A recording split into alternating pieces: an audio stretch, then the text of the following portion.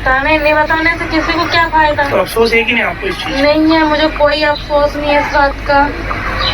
क्यों मारते रहिए नहीं आप? है। मंडळी, तुम्ही जो हा व्हिडिओ पाहत आहात आणि या व्हिडिओमध्ये जी महिला बोलत आहे ही महिला म्हणत आहे की मला तीळ मात्र सुद्धा पश्चाताप झालेला नाही किंवा जरा सुद्धा दुःख झालेलं नाही. अशी ही महिला कशाबद्दल बोलत आहे आणि ही संपूर्ण घटना ऐकल्यावर तुम्हालाही वाटेल की वासनेत माणूस एवढा किती आंधळा होत असतो.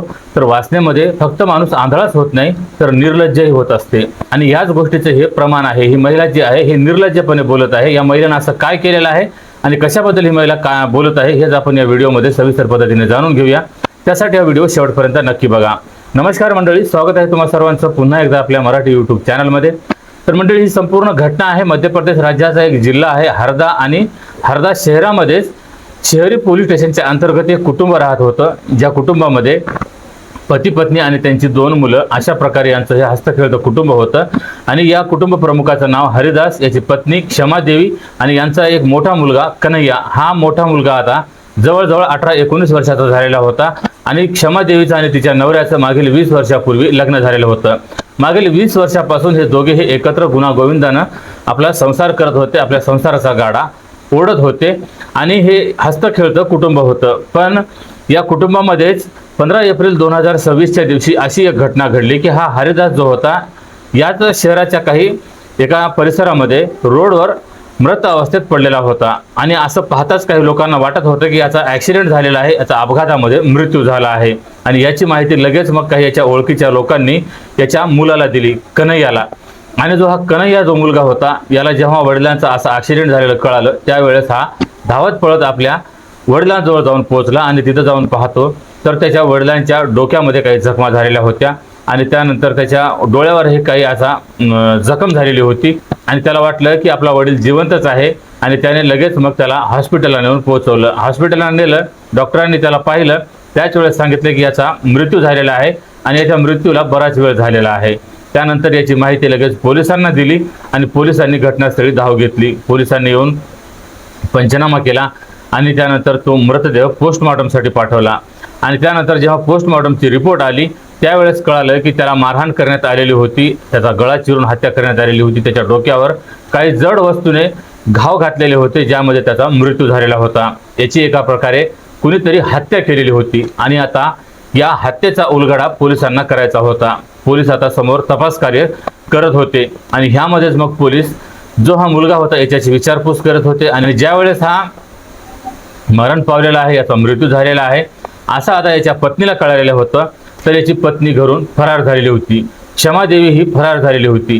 आणि त्यानंतर पोलिसांनी घरी येऊन पाहिलं तर महिला तर बेपत्ता झालेली होती, फरार झालेली होती. आणि जो मुलगा होता हा आता मुलानेच काही नातेवाईकांनी मिळून जो हा हरिदास होता याचा अंत्यविधी केला. त्याच्या नातेवाईकांनी संपूर्ण जो कार्यक्रम होता हा उरकवला होता. आणि त्यानंतर आता पोलिसांनी समोर तपास कार्य सुरू केलेलं होतं की याचा मृत्यू तर झालेला आहे, याची हत्या झालेली आहे आणि याची पत्नी का फरार झालेली आहे असं ज्या वेळेस शेजार पाजाऱ्यांना नातेवाईकांना विचारपूस केली जात होती त्यावेळेस नातेवाईकांनी सांगितलं की हे महिलाच फक्त एकटी फरार झालेली नाही तर हिच्याबरोबर जो हरिदास आहे याच्या बहिणीचा मुलगा अजय हा सुद्धा बेपत्ता आहे, तो सुद्धा इथं त्याच्या अंत्यविधीला हजर नव्हता, तो सुद्धा या महिलेला घेऊन फरार झालेला आहे. असे हे दोघेही फरार का झालेले आहेत आणि यांच्यामध्ये असा काय संबंध आहे. ज्यावेळेस पोलिसांनी पुढे विचारलं त्यावेळेस कळालं की ही जी महिला आहे हिचे तिच्या भाच्यासोबत अनैतिक संबंध होते आणि हे अनैतिक संबंध मागील 5 ते 6 वर्षापासून चालत आलेले होते. ह्यामध्ये जेव्हा तिच्या नवऱ्याला हा प्रकार कळाला होता त्यावेळेस तो यांचा विरोध करत असेल आणि ह्यामुळेच त्या महिलेने, क्षमादेवीने आणि तिच्या भाच्याने मिळून याची हत्या केली असेल असा आता संशय वर्तवला जात होता. त्यानंतर पोलिसांनी त्या दोघांचेही मोबाईल नंबर घेतले, मोबाईल नंबरचे CDR काढले आणि त्यानंतर पोलिसांनाही कळालं की खरंच मागील 5-6 वर्षापासून बरेच दिवसापासून समजा जेवढे काही CDR यांचे निघालेले होते, कॉल डिटेल्स निघालेली होती त्यामध्ये क्षमादेवी आणि जो हा तिचा भाचा होता अजय या दोघांमध्ये बरेच काही फोनवर बोलणं होत असायचं. आणि ज्या वेळेस ही घटना घडलेली होती त्यावेळेस सुद्धा या महिलेनं आपल्या भाच्याला फोन केलेला होता आणि जेव्हा याचा मृत्यू झालेला होता त्यावेळेस सुद्धा भाच्याने या महिलेला फोन करून सांगितलेलं होतं. आता हे दोघेही कुठं आहेत त्याच्याबद्दल पोलिसांनी मग त्यांचा शोध घेतला. त्यानंतर या दोघांनाही पोलिसांनी अटक केली, ताब्यात घेतलं आणि पोलीस स्टेशनला आणलं. पोलीस स्टेशनला आणल्याच्या नंतर जेव्हा या महिलेची आणि तिच्या भाच्याची पोलीस सक्तीने चौकशी करत होते, विचारपूस करत होते त्यावेळेस या दोघांनी सांगितलं की हो, जे काही नातेवाईक आणि जे काही आमचे शेजारी पाजारी आमच्याबद्दल सांगत आहेत हे खरं आहे. माझं आणि माझ्या भाच्याचं हे मागील दिवसापासून प्रेमसंबंध सुरू होते. मागील 6 वर्षापासून माझं माझ्या भाच्यावर प्रेम जडलेलं होतं आणि आमच्या दोघांमध्ये मग अशाच प्रकारे शारीरिक संबंधही होत होते. आणि ही महिला एवढी चालाक होती की याच्याबद्दल हिनं तिच्या नवऱ्याला जरासुद्धा भनक लागू दिलेली नव्हती. पण मागील काही दिवसापूर्वी 5-6 महिन्यापूर्वी या तिच्या नवऱ्याने त्या महिलेला आणि त्याच्या भाच्याला नको त्या अवस्थेत घरामध्येच पाहिलेलं होतं. आणि जेव्हा या मामानं आपल्या भाच्याला आणि पत्नीला अशा प्रकारे पाहिलं तेव्हापासून मात्र हा जो मामा होता हा एका प्रकारे आता पिसाळला होता, एका प्रकारे हा रागावला होता. याला मात्र आता चैन पडत नव्हता की आपलाच भाचा आपल्यासोबत असा विश्वासघात करत आहे आणि आपली पत्नी आपल्यासोबत विश्वासघात करून माझ्या भाच्याला अशा प्रकारे नादाला लावलेला आहे. त्याचं आयुष्य एका प्रकारे या महिलेनं उद्ध्वस्त केलेलं आहे. कारण तो भाचा जो होता हा एकदम कोवळ्या वयाचा होता, तो अगदी 22 वर्षाचा भाचा होता आणि ह्यांचे जे अनैतिक संबंध सुरू झालेले होते त्यावेळेस या महिलेचा जो भाचा होता हा अवघा 15 ते 16 वर्षाचा होता. आता अशा वयामध्ये या एक 40-45 वर्षाच्या महिलेनं त्याला असं नादारा लावलेलं होतं, आपल्या वासनेच्या जाळ्यात ओढलेलं होतं आणि या महिलेनं त्याला आपल्या घरी ठेवलेलं होतं आणि त्याच्यासोबत ही महिला शारीरिक संबंधामध्ये आलेली होती. ह्यामध्ये जो मामा होता ह्या विचार करत असायचा की माझी जी पत्नी आहे किती खालच्या नीच स्वभावाची आहे, नीच प्रवृत्तीची आहे आणि या महिलेनं माझ्या एवढ्या भाच्याला सुद्धा नादारा लावलेला आहे, त्याच्यासोबत शारीरिक संबंधामध्ये पडलेले आहे, माझ्यासोबत एवढा मोठा विश्वासघात केलेला आहे. ह्यासाठी तो वारंवार आता जेव्हा घरी यायचा त्यावेळेस पत्नीसोबत वाद घालत असायचा, भांडण तंटा करत असायचा आणि तिकडं भाच्यालाही तो शिवीगाळी करत असायचा की तुला एका मुलाप्रमाणे मी लहानाचं मोठं केलं, माझ्या जवळ ठेवलं, तुला शिक्षण घेण्यासाठी माझ्या घरी ठेवलेलं होतं, माझ्याकडून तुला खाणं पिणं होतं, सर्व काही माझ्याकडून तुला मी कपडा लता सुद्धा घेत होतो, माझ्या मुलाप्रमाणे तुला बाळगलं आणि शेवटी एका सापासारखा तू मला फिरून चावलास. अशा प्रकारे तो आपल्या भाच्यालाही फोनवर भांडत असायचा, शिवीगाळी करत असायचा आणि त्याला जिथं भेटेल त्या प्रकारे तो त्याच्यासोबत अशाच प्रकारे बोलत असायचा. आणि आता इकडं मामीला आता भाच्याशिवाय चैन पडत नव्हता, कारण आता भाचा तिच्या घरी येऊ शकत नव्हता आणि ही मामी ही आपल्या भाच्याला भेटण्यासाठी आता त्याच्यापर्यंत पोहोचू शकत नव्हती. इकडं आता ही जशी पाण्याविना एखादा मासा तळमळ करत असतो त्या प्रकारे ही महिलाही आपल्या भाच्याविना तळमळ करत होती. आणि ही महिला एवढी वासनेत आंधळी झालेली होती की हिला शरीर सुखाशिवाय दुसरं काहीही दिसत नव्हतं. आणि शारीरिक सुखासाठी ज्या महिलेनं आपल्या या कोवळ्या भाच्याला आपल्या वासनेच्या जाळ्यात ओढलेलं होतं. सुरुवातीला ही महिला त्याला लाडीगोडीने आपल्या जवळ घ्यायची, त्याला चांगलं चुंगलं खाय प्यायला द्यायची, त्याच्यासोबत ही जवळ जाऊन बसायची, त्याला आपल्यासोबत घेऊन झोपत असायची. ज्यावेळेस मामा घरी नसायचा त्याच्यासोबत मग ही आपल्या बेडवर सुद्धा घेऊन झोपत असायची, त्याच्यासोबत मग अशाच प्रकारचे अश्लील प्रकारे स्पर्श करत असायची.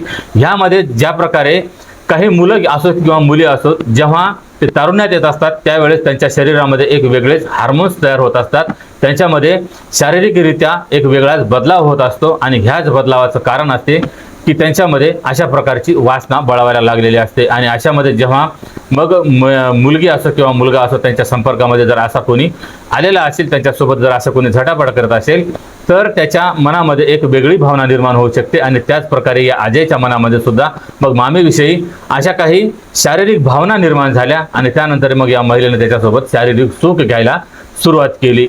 आणि मग आता त्या मुलालाही एका प्रकारे या मामीची चटक लागलेली होती. तर जेव्हा आता या महिलेला आणि त्या भाच्याला संधी मिळत होती त्यावेळेस हे असे शारीरिक संबंधामध्ये येत होते.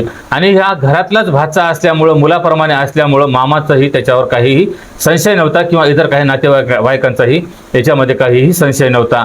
पण या दोघांनीही आता पोलिसांना सांगितले की हा जो प्रकार होता हा मागील 5 ते 6 वर्षापासून सुरू झालेला होता आणि आता जो भाचा होता यालाही मामी विना करमत नव्हतं, तर मामीलाही त्याच्याशिवाय करमत नव्हतं. आणि जेव्हा आता मागील 5-6 महिन्यापूर्वी या मामीला आणि भाच्याला तिच्या नवऱ्याने नको त्या अवस्थेत पाहिलं तेव्हापासून मात्र घरामध्ये आता खूपच काही वाद वाढलेले होते, भांडण तंटे वाढलेले होते. आणि तेव्हा मामाने आपल्या भाच्याला त्याच्या घरी हाकलून दिलेलं होतं आणि परत माझ्या दारात पाय ठेवायचं नाही अशी त्याला ताकीद दिलेली होती. तर आता भाचाही त्याच्या दारात येऊ शकत नव्हता, त्याच्या घरी येऊ शकत नव्हता. तर ही महिला भाच्यापर्यंत जाऊन त्याच्यासोबत शारीरिक सुख घेऊ शकत नव्हती. ह्यासाठी आता ही महिला त्याला फोनवर तर संपर्कामध्ये होती, पण या महिलेला आता तिच्या नवऱ्याचा एवढा राग येत होता आणि भाच्यालाही तिकडे एवढा राग येत होता की त्याला आता दोघांनाही हे त्यांचा शत्रू वाटत होता. यासाठी आता दोघांनीही ठरवलं की आमच्या जो रस्त्याचा जो काटा आहे, आमच्या दोघांच्या प्रेमसंबंधामध्ये जो आडसर ठरत आहे, या मामालाच आपण आता संपवून टाकायचं, यालाच आता रस्त्यातून दूर करायचं, असं या दोघांनी ही योजना आखली. आणि त्यानंतर या महिलेनं आपल्या भाच्याला सांगितलं आणि भाचाही त्या महिलेच्या या वासनेच्या खेळामध्ये एवढा काही गुरफटलेला होता, एवढा काही आंधळा झालेला होता की त्याचं सुद्धा तो भान हरवून बसलेला होता की मामी जे काही सांगेल तीच त्याला पूर्व दिशा वाटत होती. आता त्याला हे मामी ज्या प्रकारे सांगत होती त्याच प्रकारे तो सुद्धा ऐकायला तयार होता. मामीने सांगितलं, एका प्रकारे मामीने त्याला हुकूम केला की आता तू कोणत्याही परिस्थितीमध्ये तुझ्या मामाचा काटा काढ. आणि त्यानंतर मग त्याने एक आपला सोबत मित्र घेतला आणि त्या मित्राला सांगितलं की आपल्याला असं असं काम करायचं आहे. माझ्या मामीला तो माझा मामा जो आहे खूपच त्रास देत आहे, तिचा छळ करत आहे आणि आपल्याला कोणत्याही परिस्थितीमध्ये माझ्या मामाचा काटा काढायचा आहे. आता तो त्याचा मित्र जो होता, असे काही लोक समाजामध्ये बिनडोकही असतात. हे मामीचं आणि भाच्याचं अनैतिक संबंध होतं, घरामध्ये वादविवाद मामा करत होता, यांचं हे कौटुंबिक वादविवाद होते.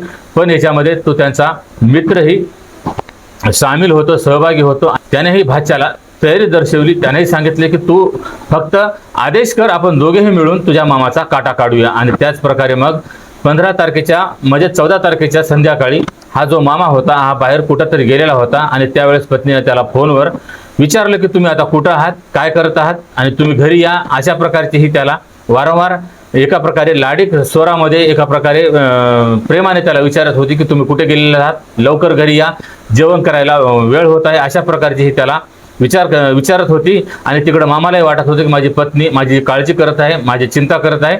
आणि अशा प्रकारे या महिलेनं त्याचं एका प्रकारे लोकेशन घेतलेलं होतं आणि हे लोकेशन या महिलेनं आपल्या भाच्याला दिलं की आता तो या ठिकाणी आहे आणि तिथं तू लगेच जाऊन पोच आणि त्याचा आता कायमचा काटा काढ. आणि त्यानंतर मग भाचाही जो होता मामाच्या पाळतीवरच होता, त्याच्या मागावरच होता. आणि त्यानंतर भाच्याने आणि त्याच्या मित्राने जाऊन त्याला निर्जन स्थळी गाठलं आणि त्यानंतर त्याला तिथंच मारहाण करायला सुरुवात केली. त्याच्या डोक्यावर रॉडने मारहाण केली, त्यानंतर त्याला चाकूने गळा कापून त्याची हत्या केली. आणि जेव्हा त्याचा जीव निघून गेला त्यानंतर त्याला रोडवर असं फेकलं की पाहणाऱ्यांना असं वाटावं की त्याचा ॲक्सिडेंटमध्ये मृत्यू झाला आहे. आणि त्यानंतर त्याचा मित्र आणि तो अजय जो होता हा तिथून बाईकवर बसून फरार झालेत. आणि त्यानंतर मग त्यानं आपल्या मामीला फोन करून सांगितलं की मामी आता तुम्ही निश्चिंत राहा, आता आपल्या रस्त्याचा काटा दूर झालेला आहे, आता मी माझ्या मामाची हत्या केलेली आहे, तो आता संपलेला आहे. आणि मामीनेही आता इकडं मोकळा श्वास घेतलेला होता. आणि त्यानंतर मग जसं की आता दुसऱ्या दिवशी आता मृतदेह मुलाला फोन आलेला होता की तुझ्या वडिलांचा मृतदेह इथं पडलेला आहे. आणि जेव्हा पोलिसांमध्ये ही संपूर्ण माहिती जाऊन पोहोचलेली होती त्यावेळेस मग मामीने तिच्या भाच्याला फोन केला की आता आपण दोघांवरही संशय येईल, त्यासाठी आपण दोघेही आता कुठंतरी दूर पळून जाऊया. आणि त्यानंतर भाचा आणि मामी हे दोघेही मग पळून गेलेले होते. यांना वाटत होतं की हिच्या नवऱ्याचा जो मृत्यू आहे हा ॲक्सिडेंटमध्ये मोडला जाईल, पण यांना हे माहीत नव्हतं की जेव्हा पोस्टमॉर्टमची रिपोर्ट आली त्यावेळेस याची हत्या झाल्याचं स्पष्ट झालेलं होतं. आणि त्यानंतर मग यांनी दोघेही पळ काढला, पण पोलिसांनी संपूर्ण जो तपास केला यामध्ये असंच आढळून आलेलं होतं. आणि त्यानंतर जेव्हा या दोघांनाही पोलिसांनी ताब्यात घेतलं तर ही संपूर्ण कहाणी समोर निघून आलेली होती. तर मंडळी आता या तिघांवरही पोलिसांनी गुन्हा नोंद केलेला आहे, यांना आता तुरुंगात पाठवलेलं आहे.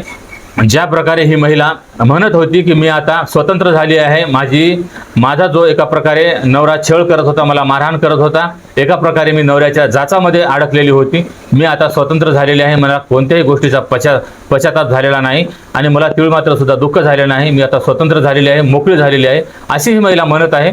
पण आता ही विसरलेली आहे की आता पोलिसांच्या जाळ्यात अडकलेली आहे, पोलिसांच्या ताब्यात अडकलेली आहे आणि आता कायमचं हिला तुरुंगामध्ये सडावं लागणार आहे, ही आता हे विसरलेली आहे. तर मंडळी ही संपूर्ण घटना तुम्हाला ऐकवण्यामागचा उद्देश कोणाच्याही भावना दुखावणे किंवा कोणालाही बदनाम करणे हा नसून फक्त अशा घटनांपासून तुम्हाला सतर्क करणे, सावध करणे हाच आहे. आणि या संपूर्ण घटनेबद्दल तुमच्या प्रतिक्रिया कमेंटमध्ये अवश्य कळवा. आणि जर हा व्हिडिओ ही माहिती आवडली असेल तर व्हिडिओला लाईक आणि चॅनलला सबस्क्राईब करायला विसरू नका. तर भेटूया पुन्हा एका अशाच नवीन व्हिडिओमध्ये. तेव्हा सतर्क राहा, सावध राहा, सुरक्षित राहा. जय हिंद, जय महाराष्ट्र.